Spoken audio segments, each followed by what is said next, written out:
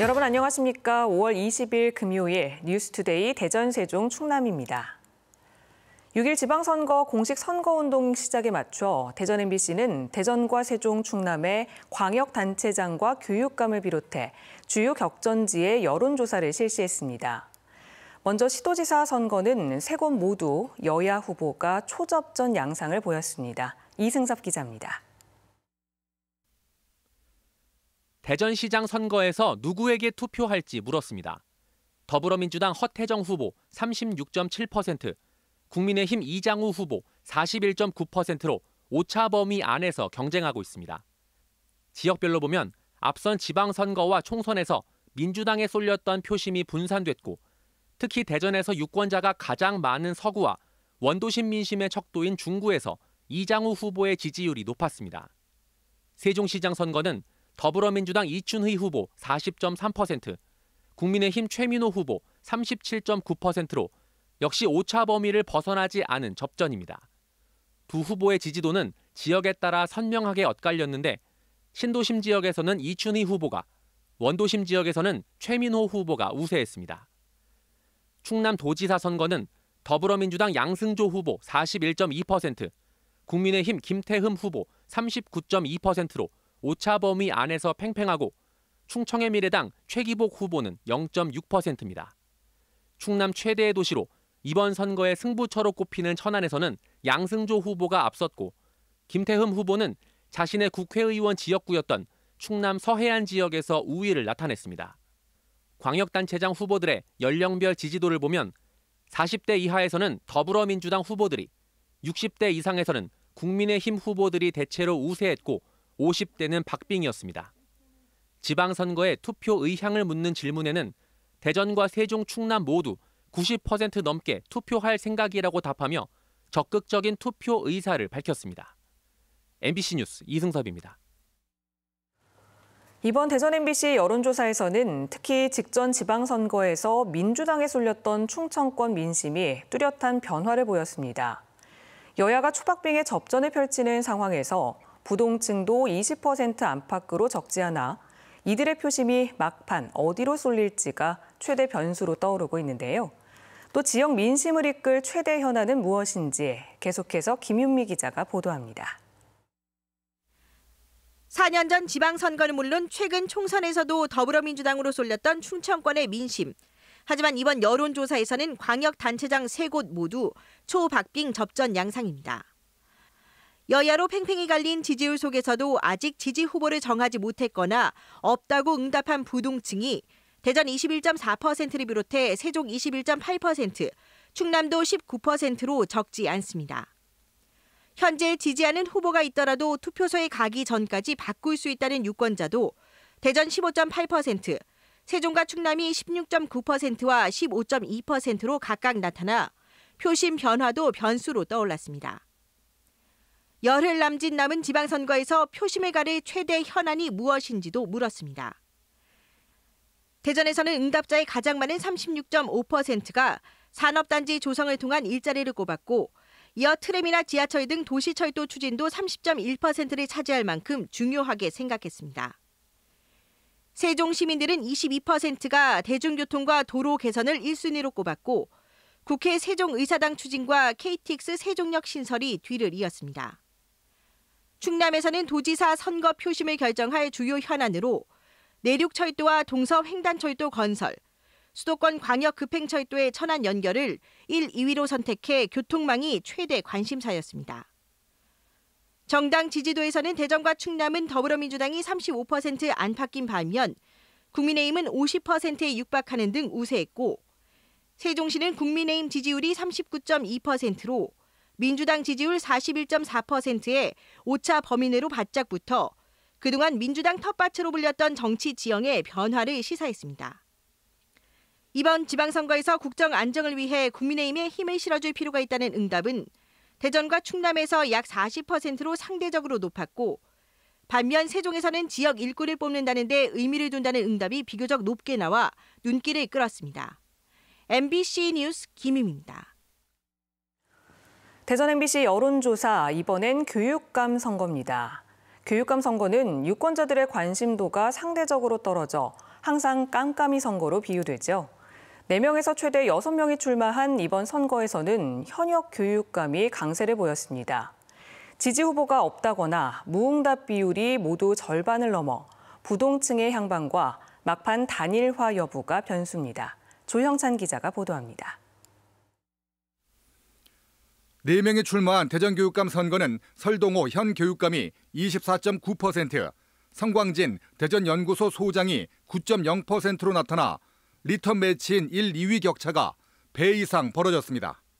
첫 출마한 김동석, 정상신 후보는 각각 4.9%와 3.4%를 차지했지만 지지 후보가 없거나 모른다는 응답이 57.8%로 높아 부동층 흡수가 관건으로 떠올랐습니다.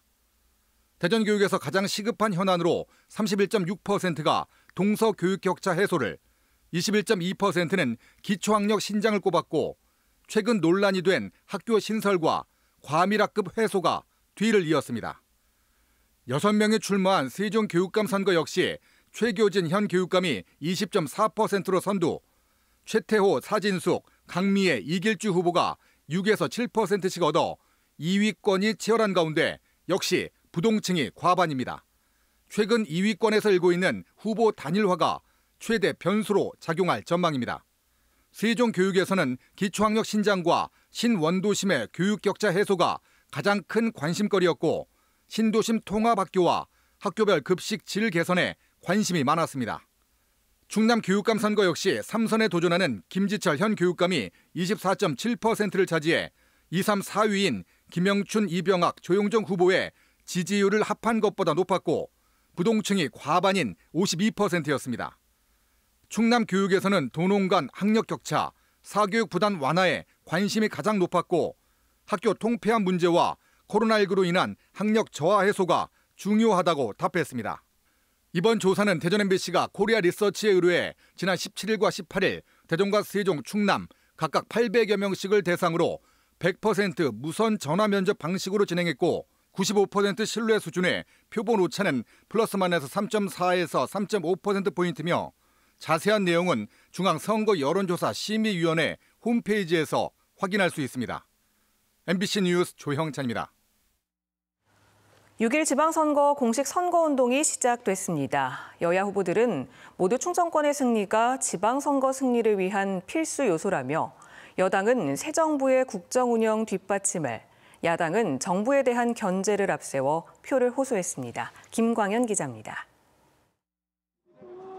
지방선거를 10여일 앞둔 공식 선거운동 첫날, 천안 지역에 출마한 더불어민주당 후보들은 일제히 천안시청 앞에 모여 출근길 시민들에게 지지를 호소했습니다. 코로나19에 확진된 양승조 후보는 비대면으로 공약 발표를 하는 등 나름의 방식으로 선거운동을 벌였습니다. 어려운 상황 속에 놓여 있는 건 사실이지만 주어진 여건에서 최선을 다해 선거운동을 펼쳐 나가겠습니다. 국민의힘은 충남 지역 후보자들이 모두 아산에 모여 집중 유세를 벌였습니다. 김태흠 후보는 새 정부가 출범한 지금이 충남 발전의 기회라며 추진력 있는 여당 도지사를 선출해 충남의 변화를 만들어달라고 강조했습니다. 우리 충청도의 발전을 위해서 전후의 기회다. 충남의 새로운 발전을 이루어내겠습니다. 대전시장에 출마한 허태정 민주당 후보와 이장우 국민의힘 후보도 곳곳을 누비며 지지를 호소했습니다. 이 사업을 완성할 자 누구입니까? 허태정에게 한 번 더 기회를 주십시오, 여러분. 저희 국민의힘 후보들이 당선돼서 일하는 시장, 일하는 구청장이 어떤 사람인지 확실하게 보여주겠습니다. 공식 선거운동이 시작되자마자 이준석 대표 등 국민의힘 지도부가 천안을 찾아 지원 유세를 벌이고 민주당은 오늘 박지현, 윤호중 공동 비상대책위원장 등 당 지도부가 대전에 총출동하는 등 여야 모두 충청권 표심 공략에 공을 들이고 있습니다. MBC 뉴스 김광현입니다. 대통령 세종집무실 설치 근거가 담긴 행복도시법 개정안이 국회 국토교통위원회 법안 소위에 이어 전체 회의 문턱을 넘었습니다. 세종집무실 설치를 위한 입법 절차는 이제 법제사법위원회 심사와 국회 본회의 통과만 남아 5월 국회에서 관련법 처리에 대한 기대감이 높아지고 있습니다. 국민의힘 충남도당이 성비위 의혹을 받는 박완주 의원에 이어 박 의원의 지역 사무실에서 일하던 보좌관이자 재선에 도전하는 천안시 A 의원도 과거 성추행 의혹이 불거진 바 있다며 규탄했습니다. 국민의힘은 4년 전 지방선거를 앞두고 박 의원 전 보좌관의 성추행 의혹이 제기돼 민주당 자체 조사에서 인정됐지만 해당 보좌관은 천안시 의원에 당선됐다며 재선 도전을 포기해야 한다고 주장했습니다. 이에 대해 더불어민주당 충남도당은 해당 시의원은 4년 전 검찰 조사에서 무혐의 처분을 받아 출마에 문제가 없다고 해명했습니다.